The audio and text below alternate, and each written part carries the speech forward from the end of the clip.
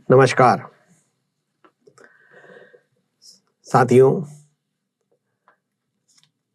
लड़ाई शायद मनुष्य का स्वभाव है और यह स्वभाव हमें लगभग हर कहीं देखने को मिलता है। लेकिन यदि मनुष्य अपना लड़ाई का स्वभाव त्याग दे और शांति, अहिंसा व एक दूसरे का सहयोग करने का रवैया अपना ले तो शायद ये पृथ्वी हर मनुष्य के लिए स्वर्ग बन जाएगी। ऐसा हम क्यों कह रहे हैं? ऐसा हम इसलिए कह रहे हैं कि वर्तमान में हमारे राष्ट्र भारत का एक राज्य मणिपुर जो कि धधक रहा है, वह मणिपुर जो प्राकृतिक रूप से काफी सुंदर है, काफी मनमोहक है, लेकिन आज वह धधक रहा है। क्यों धधक रहा है? क्योंकि वहाँ दो संप्रदाय आपस में लड़ रहे हैं और दोनों को एक दूसरे से बहुत ज्यादा खतरा है। और जब किसी राज्य में समाज के सभी लोग, सभी वर्ग लड़ाई में उतर आए तो ऐसी स्थिति में समाज रह कहाँ जाता है। अब सवाल ये उठता है कि वहां लड़ाई किस बात की है? क्यों दो ग्रुप में लोग एक दूसरे की जान लेने को आमादा हैं? इसके पीछे भी यदि ये कहा जाए कि वह सामाजिक स्वार्थ है, सामाजिक लालच है जो लड़ाई में परिवर्तित हो गया है। और इस लड़ाई में शायद वहां की सरकार आग में घी डालने वाला काम कर रही है। हम मणिपुर के बारे में आपको संक्षिप्त जानकारी देते हैं। पहले मणिपुर, जिसकी आबादी मात्र 36 लाख है, बहुत ज्यादा आबादी नहीं है, हमारे एक शहर के बराबर आबादी है, 36 लाख है। वहां पे जो विधानसभा की सीटें हैं वो 60 हैं। और जो मणिपुर है, चारों तरफ पहाड़ है, पहाड़ों के बीच में जो निचला हिस्सा है वो वैली कहलाता है। तो वैली की जो आबादी है वह ज्यादा है, 60% है, और पहाड़ों की जो आबादी है वो लगभग 40% है। और उसमें जो मैती समुदाय है, वहाँ 4 समुदाय हैं, मैती, कुकी, नागा और जोमी, जिसमें मैती समुदाय की आबादी 60% है, कुकी की लगभग 15% है, नागा की 21% है और अदर्स 4% है। सरकार वहां बीजेपी की है और वहां मुख्यमंत्री एम वीरेंद्र सिंह है जो कि मैती समुदाय से आते हैं। जो वहां की वर्तमान स्थिति हमें देखने को मिल रही है उसमें 37 सीटें बीजेपी के पास हैं। इस प्रकार बीजेपी वहां सरकार संभाले हुए है। अब आप देखिए, ये जो विवाद है लगभग 1 वर्ष से चल रहा है और इस 1 वर्ष में जब विवाद चालू हुआ तो जब 50 से 60 हजार लोग वहां से माइग्रेट हो गए,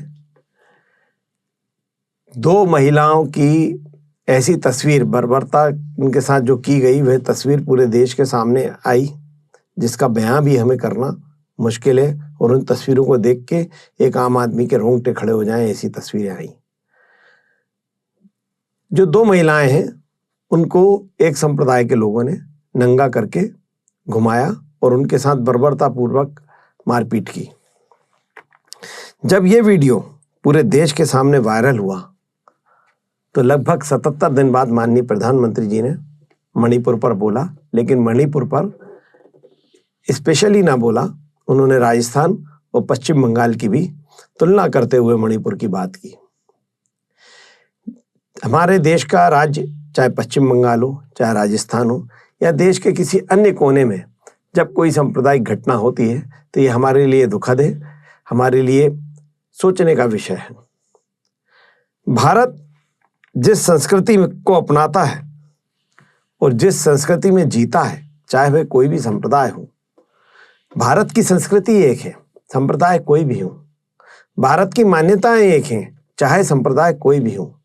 लेकिन जब इन संप्रदायों को कुछ नेताओं द्वारा भड़काया जाता है और अपने अपने संप्रदाय की महत्ता को बताया जाता है और अपने अपने संप्रदाय की लड़ाई लड़ने के लिए उकसाया जाता है, तो इसमें वह लोग जो अपने संप्रदाय से अत्यधिक प्रेम करते हैं, भावनाओं में बह जाते हैं और वे फिर एक दूसरे के प्रति हथियार उठा लेते हैं, हिंसक हो जाते हैं।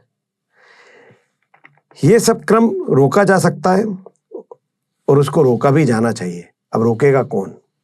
इस सब को रोकने की जवाबदारी राष्ट्र के राष्ट्रीय नेताओं की है, जिन्हें समय समय पर अपने वक्तव्यों में पूरे देश की एकता की बात करनी चाहिए और एकता को ही अपनाना चाहिए।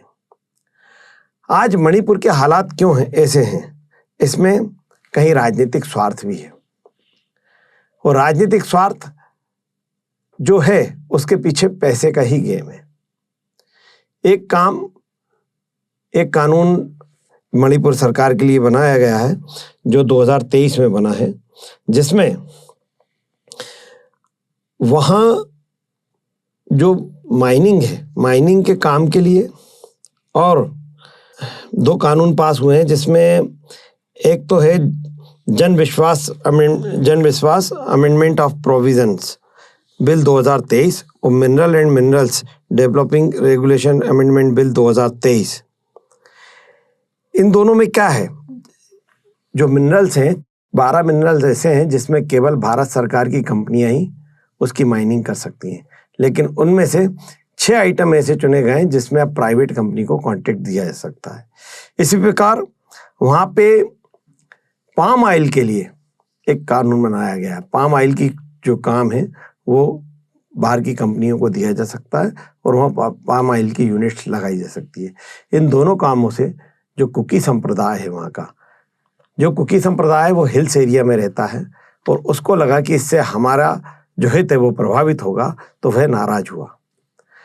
और कुकी संप्रदाय वहाँ पे काफ़ी ज़्यादा गरीब है, काफ़ी ज़्यादा कमज़ोर है। बनस्पत मेती संप्रदाय के मेती जो लोग हैं उनके पास लैंड कम ज़रूर है, लेकिन वह लोग संपन्न हैं। उनके पास खेती के हिसाब से काफ़ी ज़्यादा ज़मीन है। हिल्स एरिया में खेती इतनी अच्छी हो नहीं पाती है और उतना बड़ा एरिया खेती के लिए मिलता नहीं है। 89% एरिया हिल का कुकी संप्रदाय के पास है, लेकिन वह उस एरिया में पूरे में खेती हो नहीं पाती है।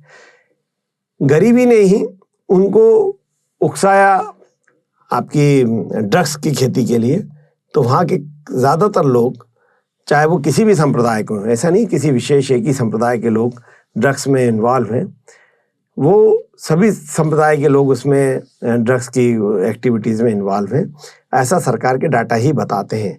और जो भी प्रकरण बीच में रजिस्टर्ड हुए हैं ड्रग्स के ऊपर, उसमें भी ये बात सामने आई है कि वो सारे प्रकरण जो हैं, अगर हम उनका डाटा खंगालते हैं तो उसमें सभी संप्रदाय के लोग हमें मिलते हैं। तो कुल मिलाकर जो बात है ये कही जाती है कि म्यांमार से यहाँ पे लोग आ रहे हैं, माइग्रेट हो रहे हैं, ये सब बातें जो हैं, इतनी ज़्यादा संख्या में कोई लोग माइग्रेट नहीं हो रहे हैं।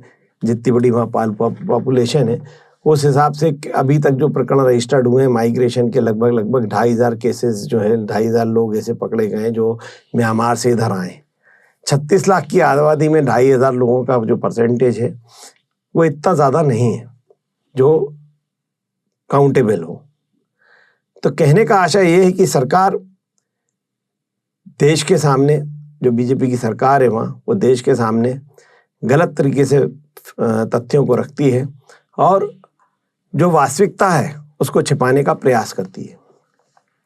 वहाँ जो अफ्स्पा कानून था, जो arms forces special protection act था, उसको भी ख़त्म किया, उसको सीमित किया गया है।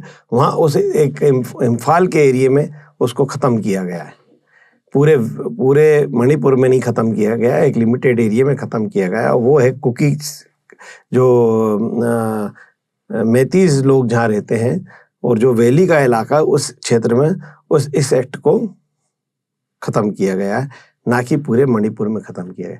इससे भी कुकीज़ के जो संप्रदाय के लोग हैं वो नाराज़ हैं और वो इस बात से नाराज़ है कि इनको ये एक्ट ख़त्म होने से अब असुरक्षित रहेंगे, क्योंकि पहले इस एक्ट के चलते आर्मी का अपना कंट्रोल था और आर्मी किसी भी घर में छापा मार के अगर कोई हथियार वगैरह इकट्ठा करता है तो उसको जब्त कर सकती थी।